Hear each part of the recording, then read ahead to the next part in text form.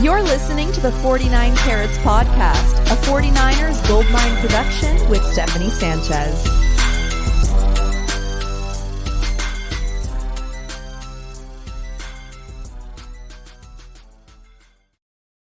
What's going on, everyone? Welcome to another edition of the 49 Carats Podcast. I'm your host, Steph. It is Friday, August 4th, the 8th day of 49ers training camp. And joining me today to talk all about it is Vish. How you doing today, Vish? I'm good. How are you? I'm assuming that big pause was you were taking a split-second decision there, whether you wanted to say my last name or whether you didn't want to say my last name, and you realized you weren't sure how to say my last name, so you just stuck with Vish, and you asked me how I was doing. That is great analysis, actually. Like, that's exactly how it went down. And what it was is I had a guess of how to say your last name, and I meant to ask you before we went live, like, to confirm. And I didn't want to butcher it live. But here's my guess. Now that that's out of the way, Vish Kumaran. Close, Kumaran, but Kumaran, okay.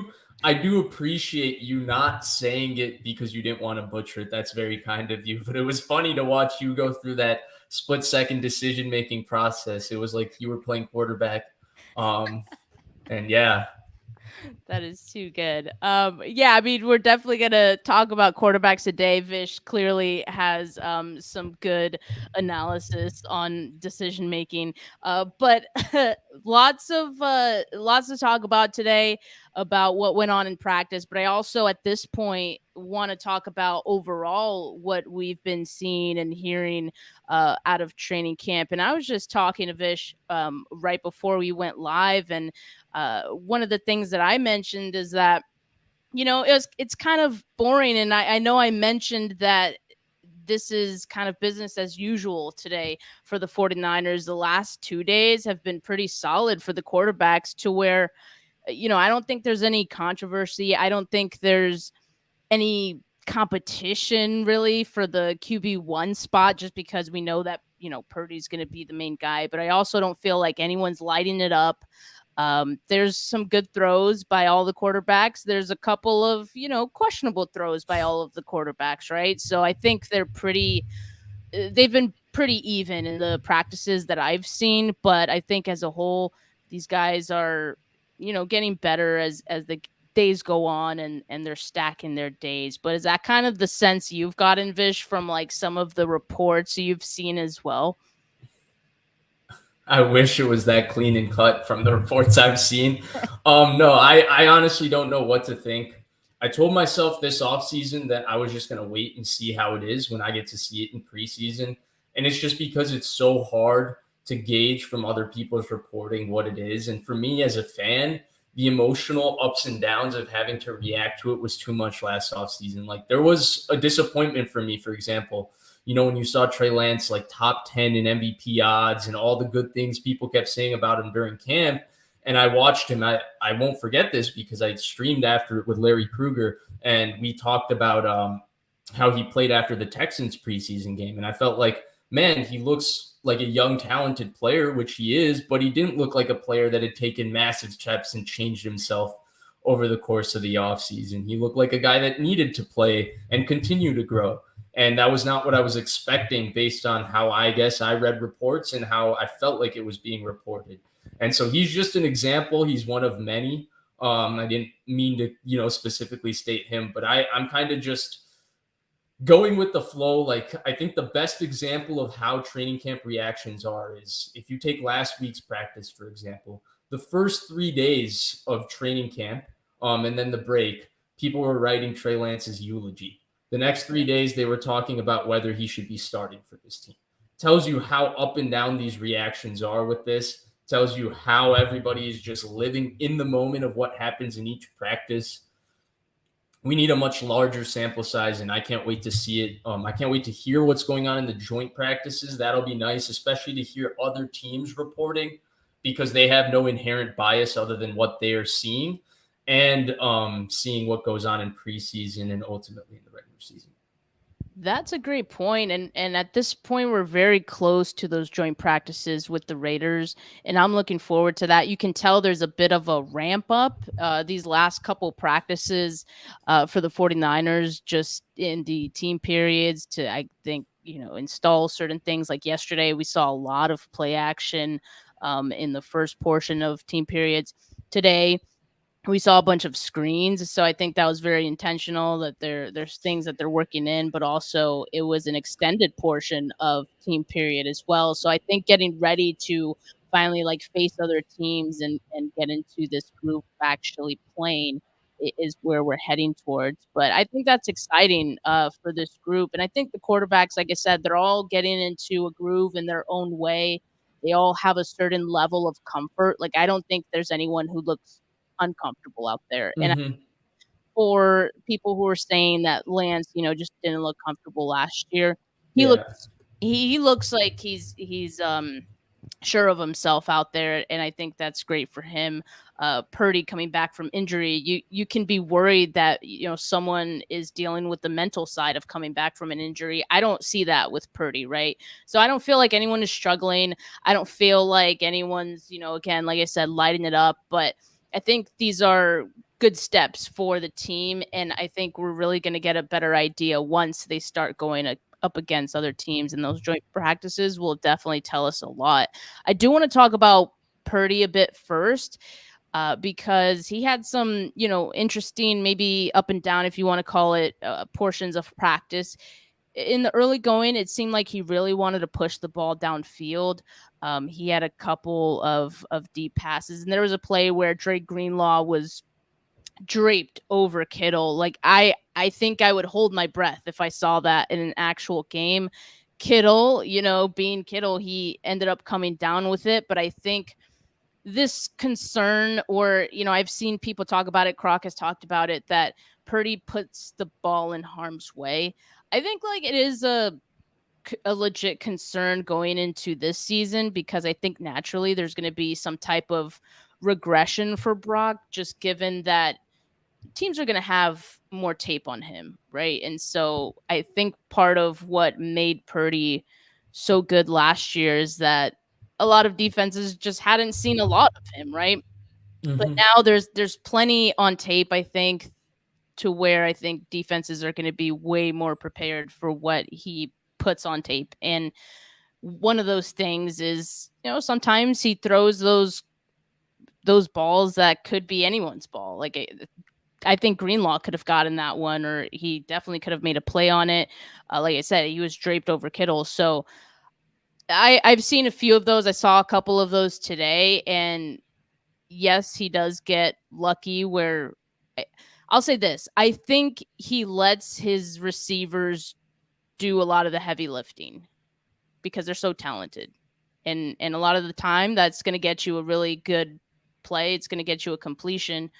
But given that defenses are going to be really keyed in on some of the things that he does and some of the tendencies he has, maybe we'll see those become interceptions more often this season than maybe we saw last year. Yeah, I think that's bound to happen. 16-4 touchdown interception ratio is ridiculous. That's likely, I mean, statistics tells us that, he's likely not going to be that successful next year. Now, I think it's more about the process of the interceptions and less about whether he is, throwing them. Obviously, turnovers win and lose you games, but you're not going to have a quarterback that's not going to throw interceptions. He's going to throw interceptions. But is he throwing interceptions because he is making bad decisions by not reading coverage, or is he throwing decisions because he's being too aggressive? Is he throwing decisions because he's reckless and he makes mistakes when he gets pressured? Like, why is the reason he is throwing interceptions, I think, will be the bigger reason. And, even if he throws 15 picks next year, if our assertion when we look at the 15 picks is like, oh my God, Brock Purdy, 4 of them weren't his fault. 1 of them went off the receiver's hands. 2 of them went off, receiver ran the wrong route. Like, sure, those 15 interceptions are going to be tied to him, but it's, again, all about the process in which he throws them. I think the more interesting concern for me is he freelanced a lot at points last year, and he has the ability, right, to play off schedule. They're intrigued by that ability, but it also led to some interesting process on plays where he had space in the pocket. He could have played on time on schedule, and he would bail maybe a clean pocket to go try and make a playoff schedule. And, I don't want to compare it to Garoppolo because I think the circumstances and things and Purdy's style is different and their skill sets are different. But I felt like Garoppolo in 2017 also got away with a little bit of freelancing. And I think when he was forced to play within the system, and now I think there's a differentiation because I think Purdy's a better fit for the system than Garoppolo. I think he's better suited for play action. He's better suited for under center play action. He's better suited for the bootlegs, all of that. That was never Garoppolo's style. But I did feel like it was tough for Garoppolo to curtail his natural instinct and consistently play on time and on schedule. And Purdy comes from a place in Iowa State where the offense wasn't that great on time and on schedule. So he got really good at having to make second reaction plays. Now, he's really, really good at doing that. But now that he won't have to do that as much, I wonder if he can play consistently on time and on schedule. It's the number one thing that Greasy, Shanahan, and Purdy himself have talked about in terms of his improvement. Just playing on time and playing on schedule from the pocket. He showed the ability to do it very early on versus Miami and Tampa Bay. And so that's what I'm interested to see. I just bring up Garoppolo because I saw an example of a quarterback who couldn't make that adjustment. The jury's still out on Purdy, and he is dissimilar to Garoppolo in some ways. But same question. I'm glad you brought that up because I think that's something that going into this season, I'm going to keep an eye on as well, because obviously I feel like the team is going to want to reel that back a little bit to where they felt that he was probably escaping the pocket a little too much last year. And there were pros and cons to that. I think for the most part, he probably got more plays out of it than not. But that being said, I feel like this year there might be that second guessing in the pocket because of that. He's like, oh, like I've been told to stay in the pocket. So he's going to go against that natural instinct. And when you're thinking about that in the pocket in the heat of the moment, that can lead to, mistakes or just bad decisions, right? And so I'm a little nervous about that because I do think we saw some of that with Jimmy Garoppolo and just going against that instinct. And I think we've already kind of seen it in camp because we haven't seen a lot of Brock escaping the pocket. In fact, we've seen a lot of reports of him taking would-be sacks. Like he's spending a lot of time in the pocket, making decisions more so than not. And I think hopefully it's not a sign of things to come once the regular season gets going, that he's going to be hanging out in the pocket too long and holding on to the ball too much, more than he needs to. So that kind of worries me. I hope that's not the case though. And that's where it becomes difficult to evaluate practice, right? I posted a screenshot of, some Falcons reporter complaining before the 2016 season when the Falcons scored the most points in NFL history that Matt Ryan was throwing too many picks in practice. And there was a quote, it was PFT. It was on PFT. So PFT basically related the aggregation of the article by saying the report was on Matt Ryan saying that he believed their offense could score 30 points a game in 2016.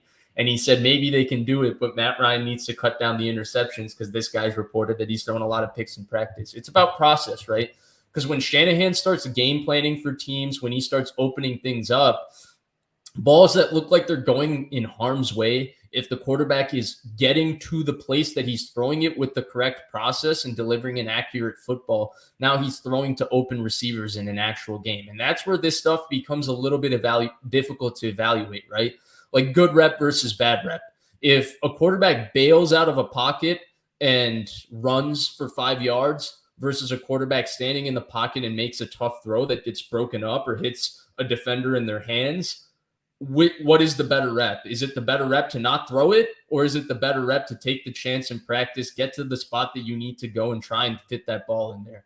And these are some of the questions that we are unable to answer, and nobody can really answer because, even those that are watching practice or watching these plays, 15 seconds at a time, you can only catch what you catch. And this is why it's dangerous, and it's gotten problematic when people start citing these practice metrics as 60% practice percentage means this guy is playing well, and 80% means this guy is playing well. This is the problem with this type of stuff, because I think in its place, it's a very, very nice thing to have. Like, it's nice to give context to a practice. Like, hey, Brock Purdy did this today and he was 6 for 8.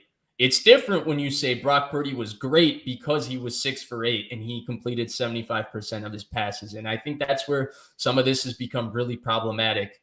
And yeah, it's very problematic. Yeah, I mean, these practices are not black and white. And because you don't have actual sacks that stop the play, also you get some subjectivity of some reporters saying it's a complete pass, or like they count the play that happened after the sack. Right. And whereas some reporters will count the sack and it'll be one less completion or attempt. So this was a good question from WTP Niners. If Purdy is supposed to be so good and Allen, Darnold, and Lance so bad, why are they all about the same? No separation from each other. Niners are in trouble. And so, like, again, I think for one, maybe Purdy looks great to the 49ers, right? He certainly looked great to them in training camp last year based on like all the reports that we heard after the fact, right? And so me being there at camp last year, I didn't think he looked great.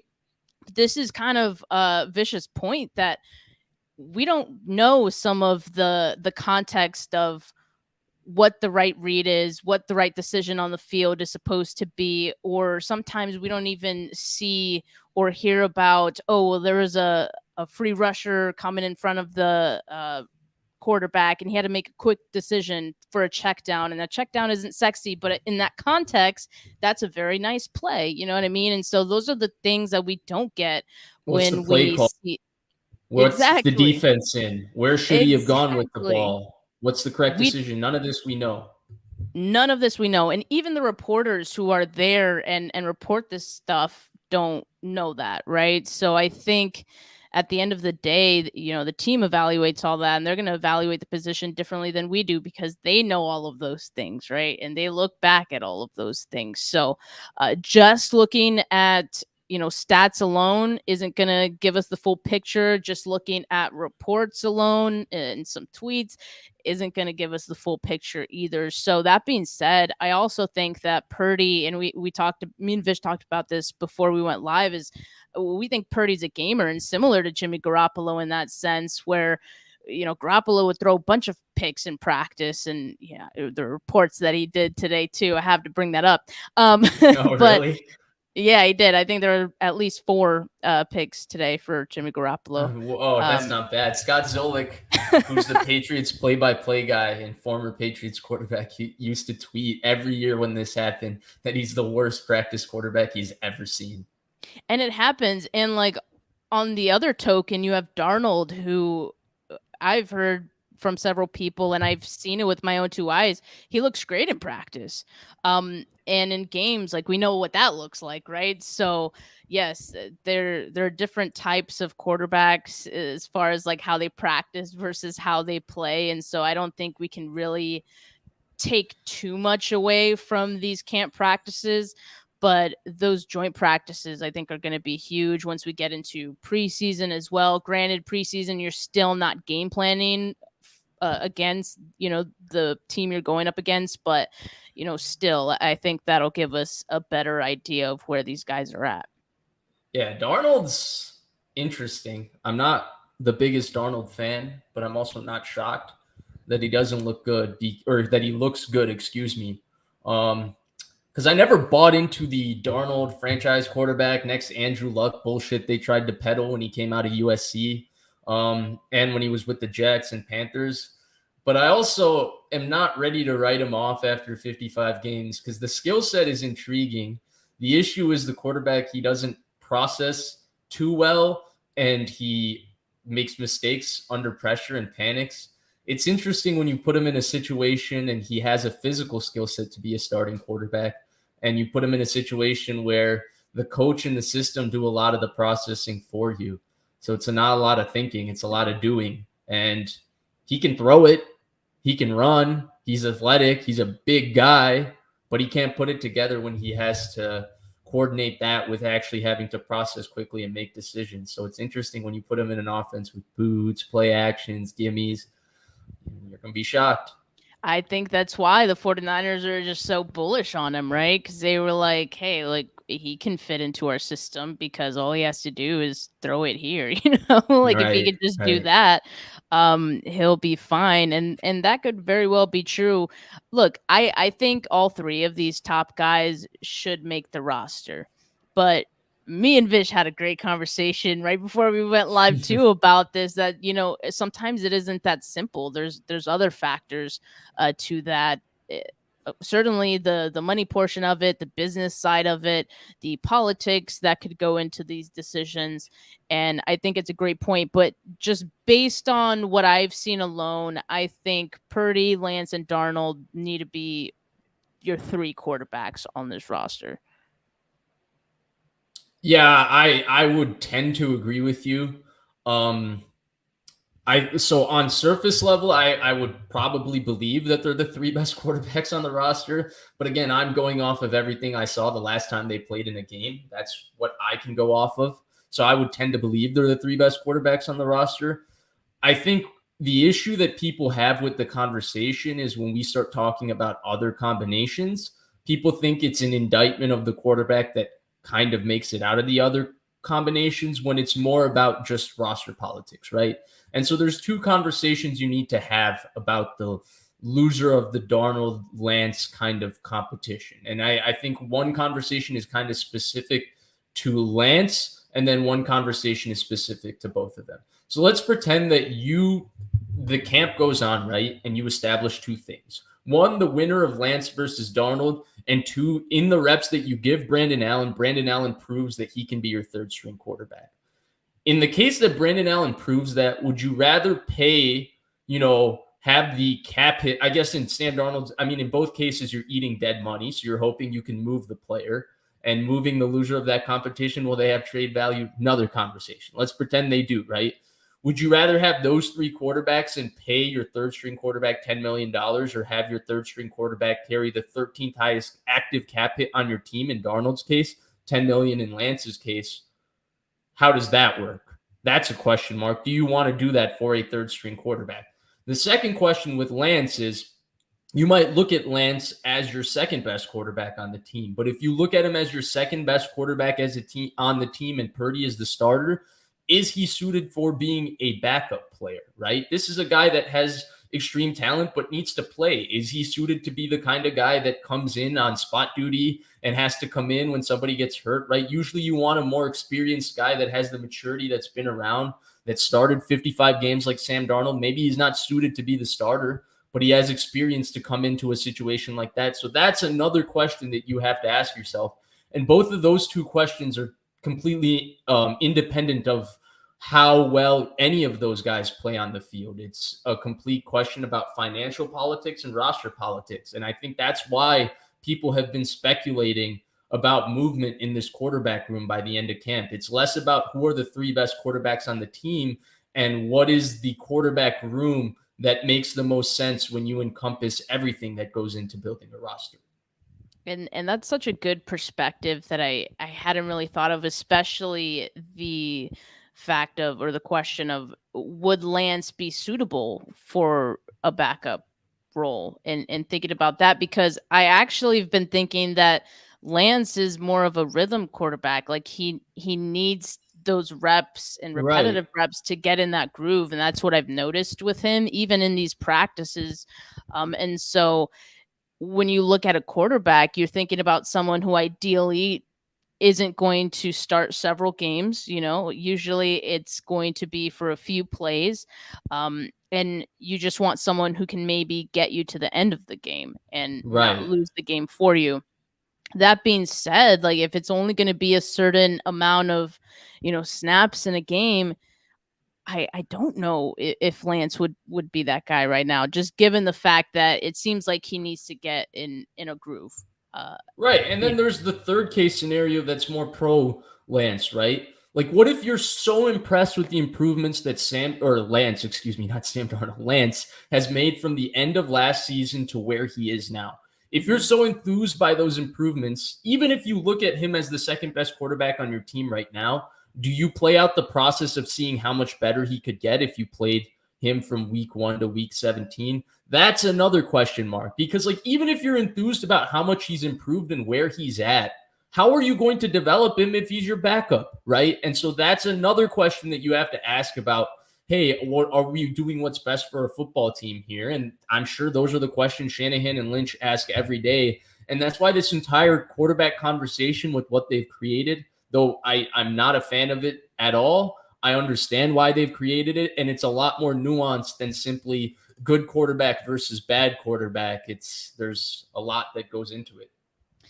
I almost wonder, because at this point, I feel like the decision's going to be pretty tough, because I almost wonder if they were hoping that someone would kind of run away with it between like Lance and Darnold. But I feel like they've been pretty even as far as overall outlook of how they've looked out there. They both do certain things well, like different things well. And I think that's a challenge, because overall, like they're about on the same level. Like I'd probably give them a B, like overall performance of what I've seen in camp. So that being said, like you have to make a decision on both of these guys, and neither of them have really lit it up to a point where you're sure about your decision. So I don't envy them, but again, they did put themselves in this spot, and I think they did think that someone was going to eventually, look better. And there's still some time, there's still some time to do that. Certainly, like the preseason games could be where someone could begin to separate themselves. But man, right now, I don't know who I would choose. Yeah, and that's where it becomes an even more interesting conversation, right? Because then when you say, well, if they're all pretty even, then wouldn't you take the chance on the guy with the highest upside, right? And I think we all still think that that guy is Trey Lance. And so that's why I think there are so many decisions I feel like they've been kind of putting off, and they've been hoping that the decisions make themselves for themselves. And I think in some ways, Brock Purdy coming back this early kind of bailed them out of having to make a more difficult question of balancing his health with his readiness versus this ongoing quarterback competition. Because now it just feels like all Brock Purdy needs to do is prove that he's 100% back to being who Brock Purdy was last year, and he's the starting quarterback. And so, yeah, it's a very nuanced conversation. Yeah, but let's talk about a little more about what happened in today's practice. I mentioned the pass that Purdy threw to Kittle that Kittle caught. That was about 40-ish yards. So, like I said, he was trying to push the ball deep, and that one ended up being a completion. But then it was followed by 2 incompletions. This one after that, I thought the ball was almost picked on that one, and it might have been a sack by a linebacker too. I didn't see who it was, but again, the subjectivity with sacks is kind of tough to say and determine seeing it live. But then there was another incompletion. He threw it into double coverage. It was Hufanga and the corner. I didn't see who the corner was on that one, but again, just like making those throws. I don't know if it's because he wants to see what he can get away with, or if he's just like kind of testing things out. I'm not sure. I feel like, he probably tried a bit of that in last camp, because I remember one of the compliments that he got after last year's camp was that he was taking risks. And that's one thing that Kyle Shanahan did like. So who knows? Maybe he does like Brock throwing in a double coverage. I don't know. But, some of those things do kind of make me nervous. Yeah, and you'll never know with that kind of stuff. I will say that the positive thing that is that if he's willing to make those throws at least, and look, whether they're good decisions, I'm never going to be able to discern off of your reporting of something you saw in practice. That's very hard for me to then decide that that's a good or bad decision. But what I can decide after listening to you describe the throw is that at least if he's willing to do that, that shows some level of confidence in his arm and elbow, which I guess is remaining my number one concern with the situation surrounding him, because everything feels a little too good to be true. Yeah, no, that's fair. Shout out Deshaun Devo with the donation here. He says, Brock been getting sacked and throwing picks. I said he's back to Brock the 7th rounder. Oof.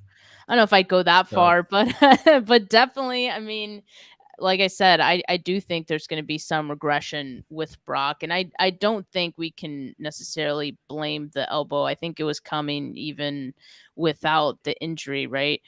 Sean also with a donation, and he made a good point here. If Lance is playing even or on par with the other two more established quarterbacks, then he's outplayed them because he's younger with substantially less play. I think that's an interesting way to look at it. I mean, we know that Lance is raw. And so I think the fact that he has been keeping up with both of these guys could suggest, the ceiling could be much higher with Lance. I think that's something we've always known with him, right? So just as long as he gets more reps, he would continue to improve. And I think like we're seeing that. And I also think along with some of the work he did with his mechanics and all that, that's showing on the field. The confidence is there. That's something that wasn't there in last year's camp. So I think all these things together is definitely something to feel encouraged about.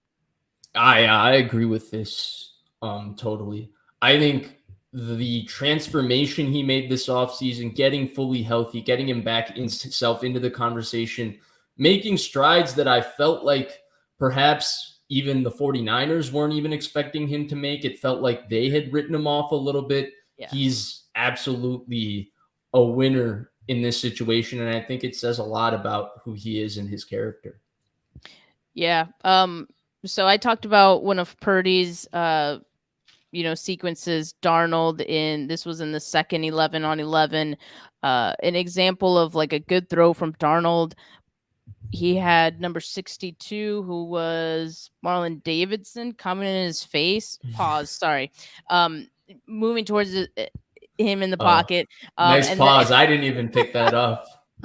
Every time I do that, I'm like, oh, don't say that. And then he completed to Fumagalli short. And again, not a sexy throw because it's a short play, but with someone, running towards his face, like I think that's an impressive play. So some of these things are, when you look at the numbers and you think, you don't get all that context. I like to see if there's pressure in their face and do they get the ball out quickly, or how are they processing things? And so that was an impressive play, I thought, by Darnold. Then there was a run by Laybourne. Then he completed to, I think it was Daz Newsome on a crosser. And then the fourth play on that one was a nice catch by Braden Willis. And Braden Willis actually, to talk about the tight ends really quickly, the first few weeks of practice, the first few days of practice, and even earlier this week, I didn't feel like him and Latu really stood out. Like besides Kittle, I don't think any of the tight ends were really standing out. And tight end is a tough position to transition in the NFL, right? Very few players do what George Kittle did, which is establish themselves as a starter within their first training camp, which causes the 49ers to trade Vance McDonald, who was considered a starting tight end. It's a tough transition into the NFL, right?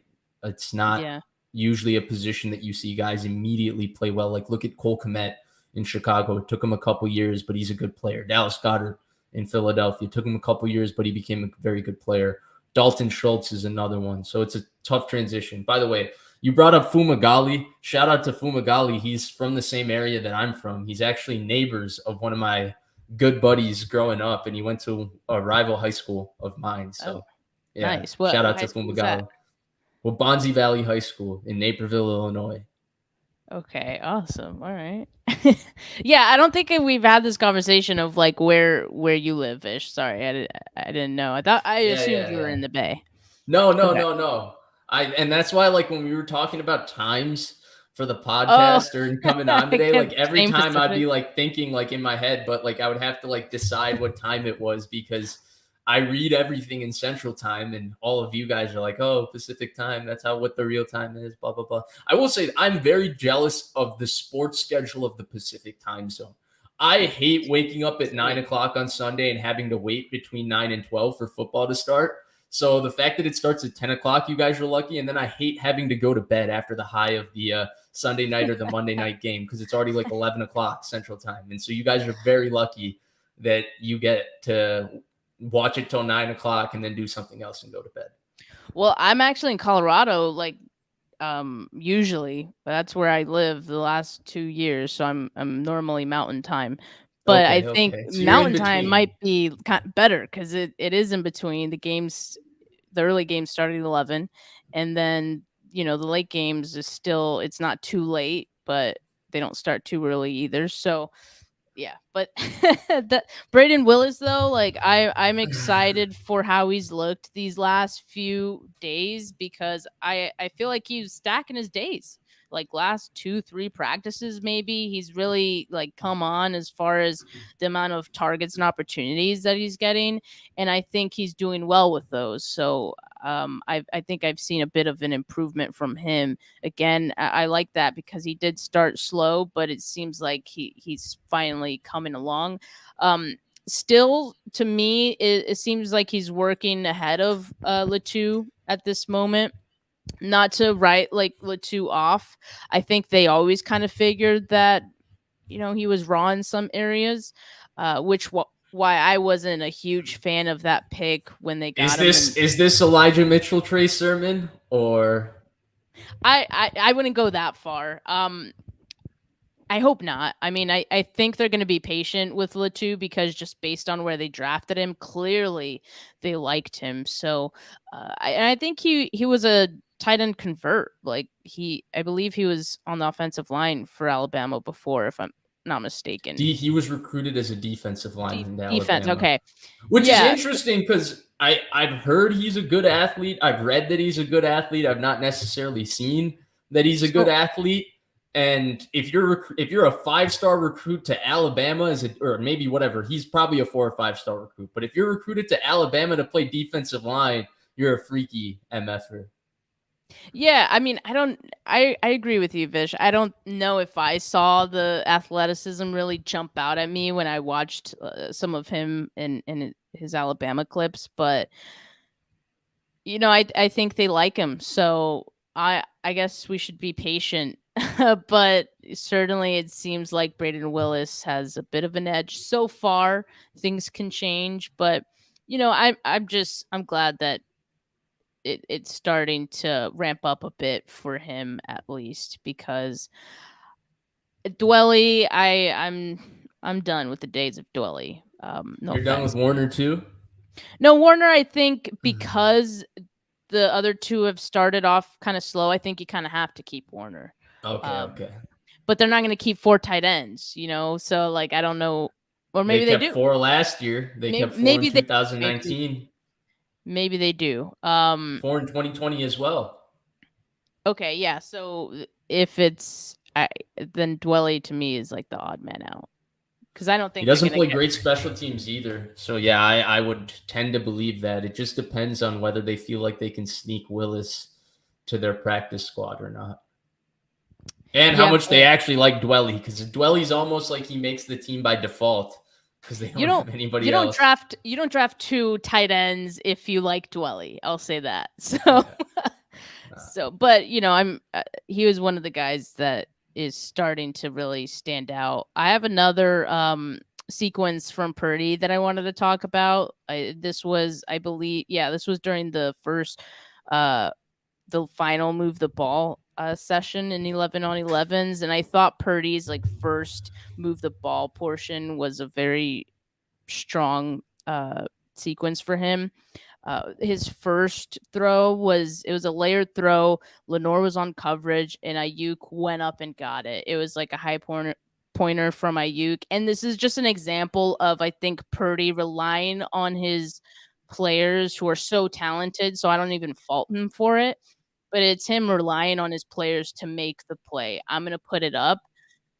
Defender's not going to be able to get it. You go up and get it. You know what I mean? So I thought that was a good play by him, followed by a CMC run. And then on 2nd and short, it was a throw to Ayuk that Ayuk pretty much just took the rest of the way for a touchdown. So that was a good play as well. For some reason, even though there was a touchdown, they gave more reps to Purdy on this one.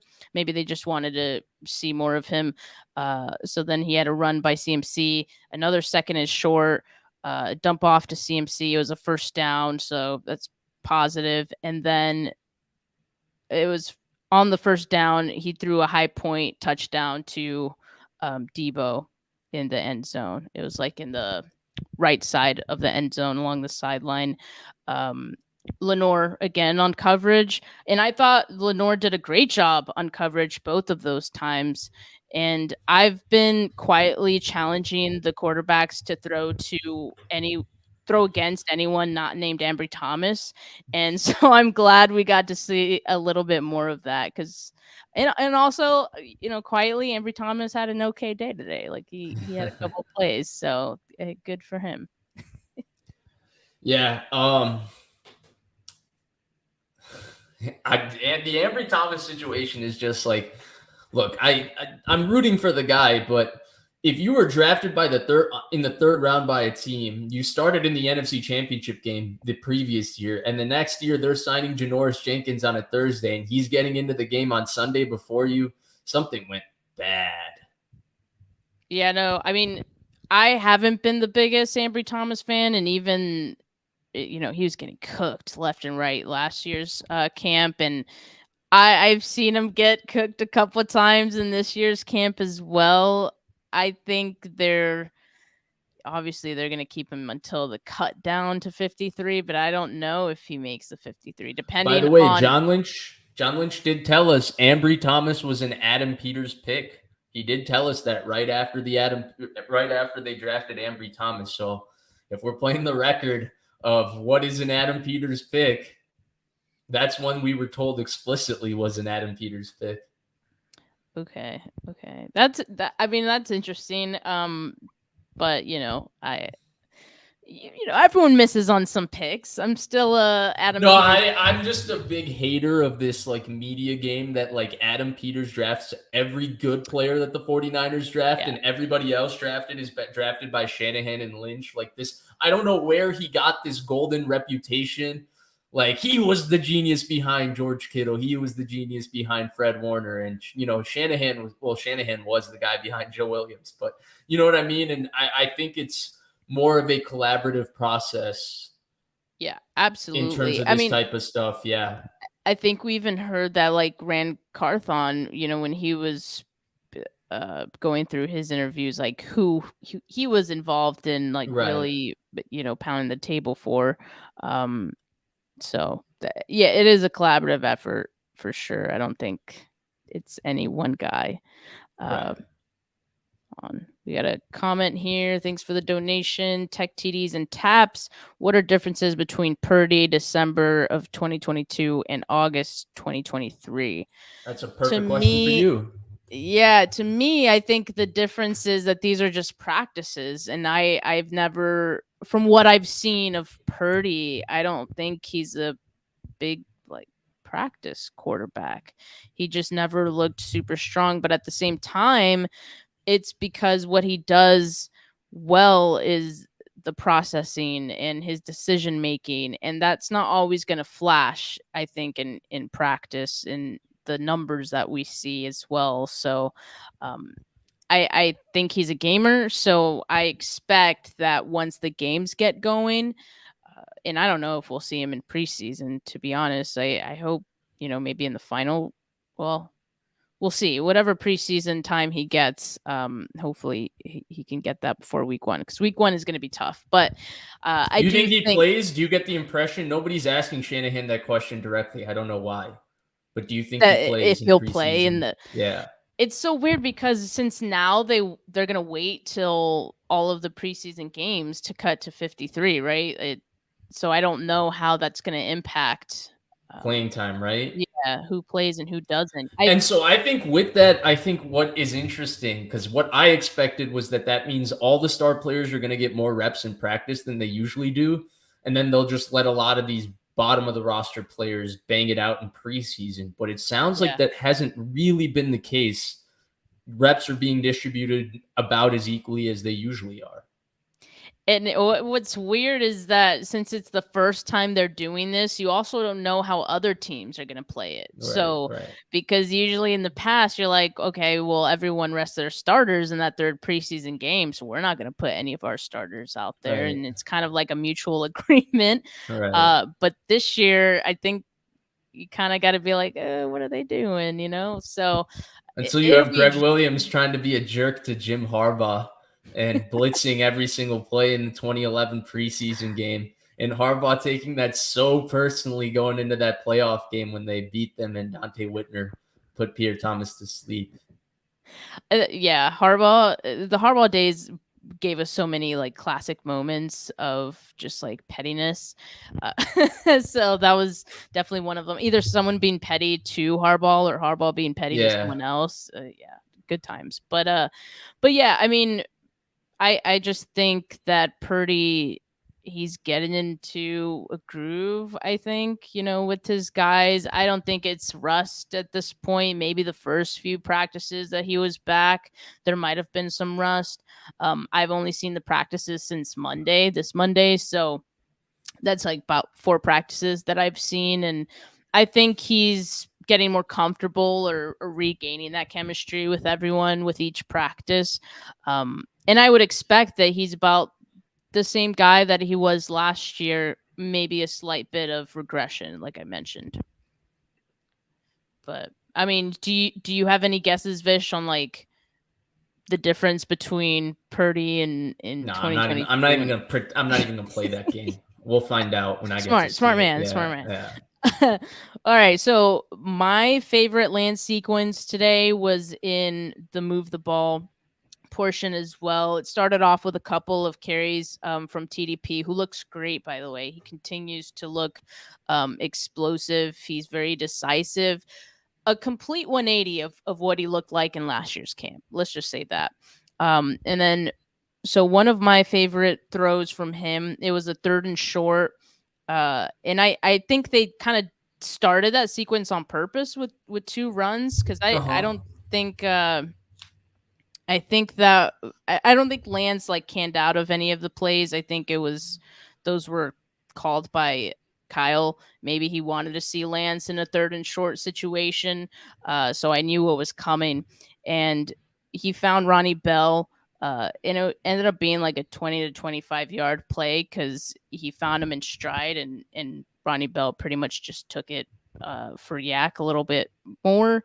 Ronnie Bell looks pretty good too. He's pretty agile. The next play, no one was open. And so Lance takes it to the edge. He beats Taco to the edge, actually, which, I think is a good sign. We've heard that Lance, maybe he's not the quickest to beat edges. And Taco's, he's not like a starter or anything, clearly, but he's very lean. So I would assume that he would be. You know what Taco ran at the combine? Quick. What did he run? If I remember, Taco's a big guy. He's got a mammoth. He's very tall, yeah. He's lean though, but if I remember correctly, Taco ran like 4.8 or 4.9 at the combine. Oh shit! Okay, not a good benchmark then. Yeah. No. It is. He ran 4.92. Yeah, he ran 4.92. That's why he fell in the draft. He was a pick before TJ Watt. Funnily enough. But he's not the most explosive rusher, but nonetheless, I don't think Lance is as slow as people have told themselves he is either. So I agree with your point. It stands nonetheless. Taco's just not the fastest guy either. Yeah, I mean, I thought that was a good play though, just because it won the confidence in his legs at that point, but also not seeing anyone open. Okay, go run for it, and seeing that the left side of the field was open. Was it a decisive decision to run, or was it like he wasn't sure and no, I thought it was pretty decisive. Okay. I thought it was pretty decisive, which is also good, because I think in the past, like, he's always been pretty hesitant in that regard as far as running. But that one I thought he was decisive on, so he didn't think twice about it. That Which is sounds like it was a why good I decision think then. he was able to beat him on the edge, because I think that's what hindered him in the past from being able to beat Right. guys on the edge. So I thought that was good. The following play, he escaped the pocket. It was a low throw to TDP, short gain. I thought so. It being low maybe could have just been to keep it away from the defender. Not sure, but yeah, I made note of that it was a low throw. Maybe he could have. I'm sorry. I'm just laughing at the last comment, which says, "What if Le'Veon's mom named him Taco?" Taco Charlton? No. Le'Veon Bell. What if his mom named him Taco, so he becomes Taco Taco Bell? Oh my Jesus Christ. I was wondering what you were giggling about over here. Yeah, I thought this was funny. Yeah. Everyone's talking about tacos now in the comments. I do have a take on Taco. I think Taco is going to be their inside-outside versatility pass rusher with some pass rusher moves that, Arden Key was, where they got some talent. They just need Kasarik. What Charles Omenihu was, I think Taco is going to be that guy for them this year. A lot of people think it'll be Cleveland Ferrell. I don't think so. Yeah. Well, I will say that so far, like, Ferrell has been somewhat underwhelming. I think I was expecting a little bit more from him, but I don't know. Maybe he just he's a good player. He's a good 2-down player. He's very strong at the point of attack. He's good against the run. The issue with him is he doesn't show the explosiveness, the bend. He's a very stiff, linear athlete, and he doesn't show the explosiveness, bend, flexibility that you would expect to see when you're looking at a top 5 pick as a pass rusher. Usually those guys are the freakiest guys you'll ever see. And you see Drake Jackson and Cleveland Ferrell on the practice field. I have an impression of how I would think that would look, but you can confirm it for me. Which one of those two guys looks like they were drafted in the top 5? In terms of not what they're doing on the field, just their body, how explosive they are as athletes. Yeah. Yeah, Drake Jackson. I mean, he does look way more in shape too. And Ferrell. There were some times where in one-on-ones, he kind of disappeared. That being said, it was nice to play with Sexy Dexy and Christian Wilkins in college for him. I'll tell you that. Yeah, for sure. But look at this defensive line, right? So, true. I think there's opportunities for him to look good, but I think I'd be more comfortable with him being like a rotational piece. That being said, he is, he's a starter alongside Drake Jackson because Nick Bosa's out. So I think when Nick Bosa's back, we probably see Drake and Bosa on either side. And Ferrell probably a rotational piece. That'd be my guess right now. Do you think Drake has shown, have they run on Drake's side and Drake shown some real strength at the point of attack and stuff like that? Because that is Ferrell's strength. So we're talking about this could be a Paris Harrelson, Aldon Smith situation, right? Because Ferrell could be a 2-down player because they just like how he plays versus the run. What have you seen from Drake Jackson? That's not something I've seen being talked about a lot. Is how strong does he look and how does he look taking and receiving contact at the point of attack? I think he looks stronger. I think in the past, one of the things that he needed to work on was, his run defense, right? I think he was an all around kind of raw prospect that just needed some polish in a lot of areas. And so that being one of them. But honestly, I haven't paid too much attention to him on the run plays, so I don't feel comfortable saying whether or not I've seen that. But I'll keep an eye on it tomorrow. Tomorrow's my last day checking out the practices, so I'll write that down as one thing to keep an eye on. For sure, can't wait to see what you say on that. Yeah, I think so to end that sequence from Lance on the move the ball. Oh yeah, sorry, we got really away from that. No, you're good. The conversation's been great. There would have been a would-be sack on 41. Let's see who's 41. Taylor Hodgins. Hodgins had a couple plays in the sequence actually, and it was a good catch by. Oh my god, I can't read my handwriting. I think it was. I'm Winstead. That's who it was. And then followed by a TDP run, and then now they're in the red zone. So Lance moved the ball pretty well in the move the ball period. They were able to get to the red zone. He was targeting Willis, and I thought Hawkins made a great play late to get his hands in there and disrupt it. Otherwise, would have been a touchdown by Willis. I thought it was a great decision by Lance to target Willis at that point. I thought it was he could have maybe let him a little bit more, but maybe he just didn't want the defender to be able to make a play, like an interception on the ball. So, but I also feel like maybe that gave Hawkins the opportunity to break it up as well. Right. But all in all, like I said, Lance moved the ball pretty well in that portion. But it was Purdy who had the 2 touchdowns in the move the ball period. And as you mentioned, both touchdowns seem like pretty incredible plays. One from Debo, one from Brandon Ayuk. So exactly, he put it up there, and they both went up and got it. So, by the way, for people who saw reports that Debo went down on that play, he was down for a bit. It was a scary moment. He got up after that, and he was back in in the team periods after that. So he's okay.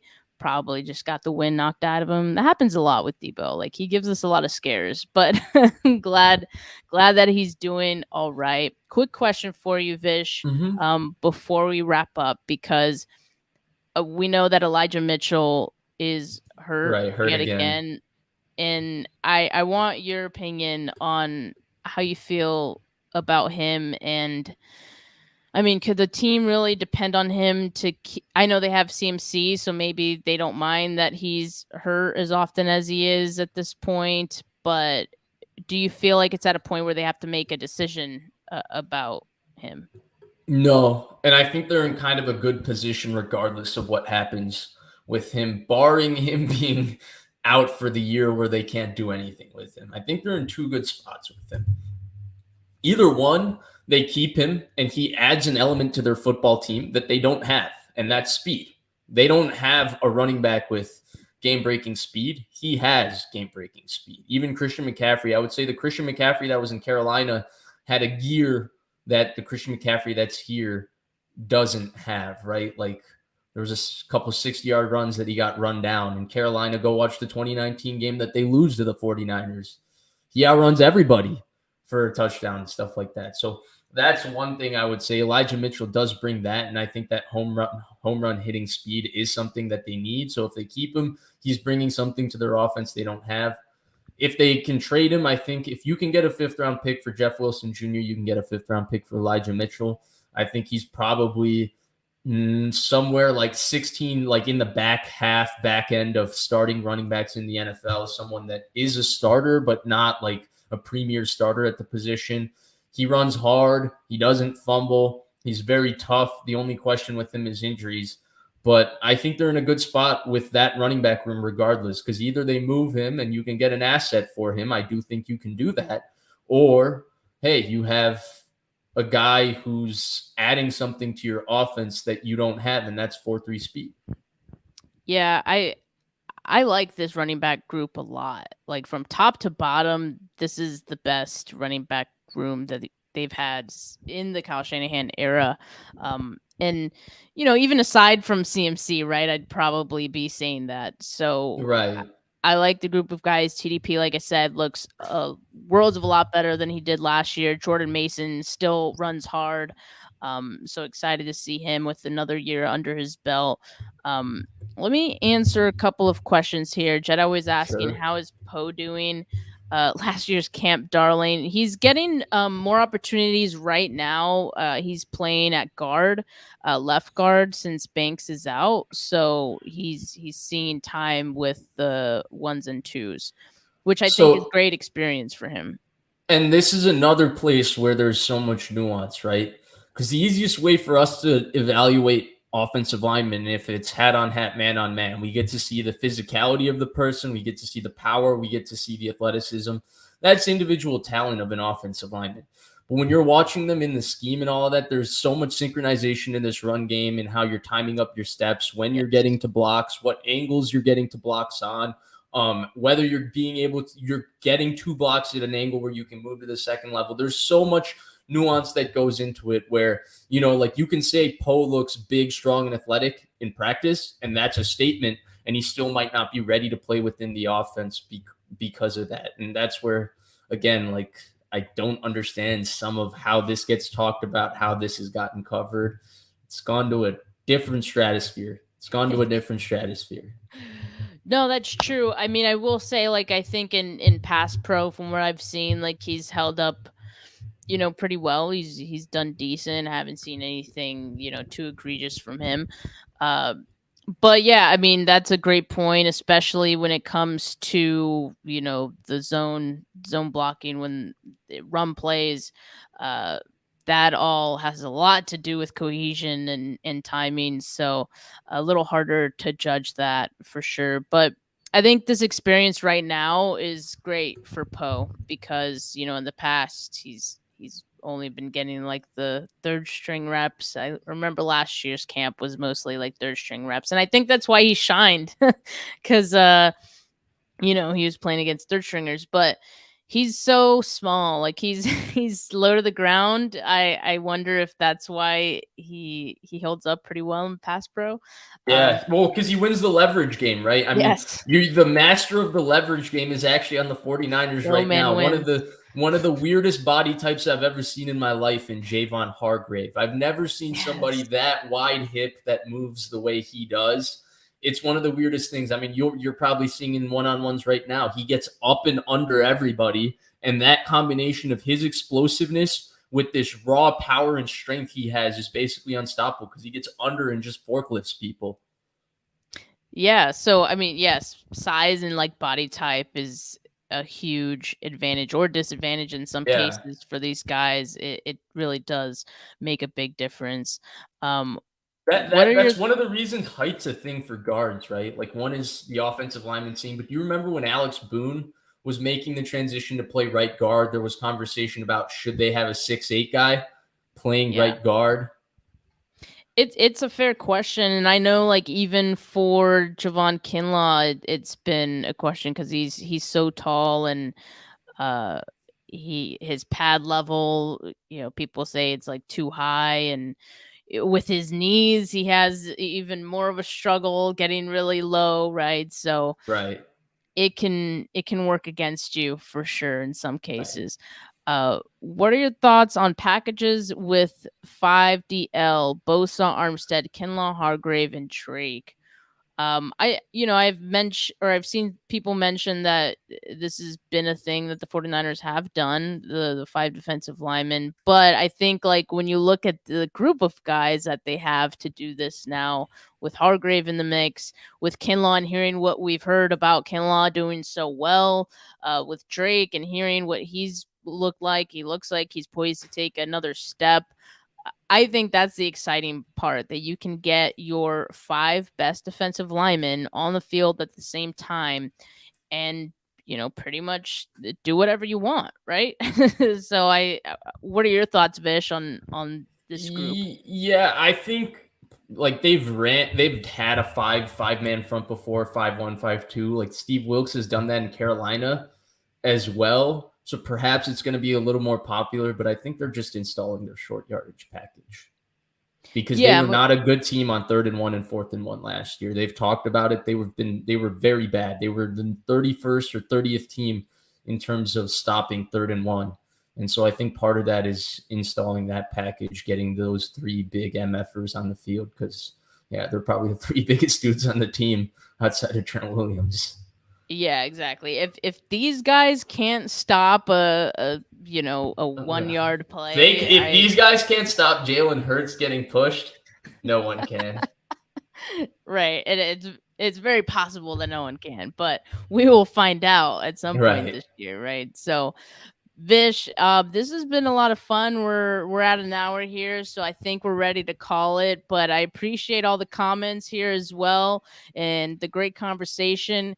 Vish, let people know where they can find you in case they're watching this on my channel, in case they're hearing it from my feed. Yeah, well, thanks for having me on. This was really fun. We have to do this again. But you can find me on YouTube at Vish Kumaran. I think my channel is just Vish space Kumaran. And then you can find me on Twitter at Vish Kumaran as well. Yeah, Vish always has great content. Like, Vish, you have incredible knowledge of the game, one that I aspire to get to that level someday. So I You're making me definitely enjoy blush.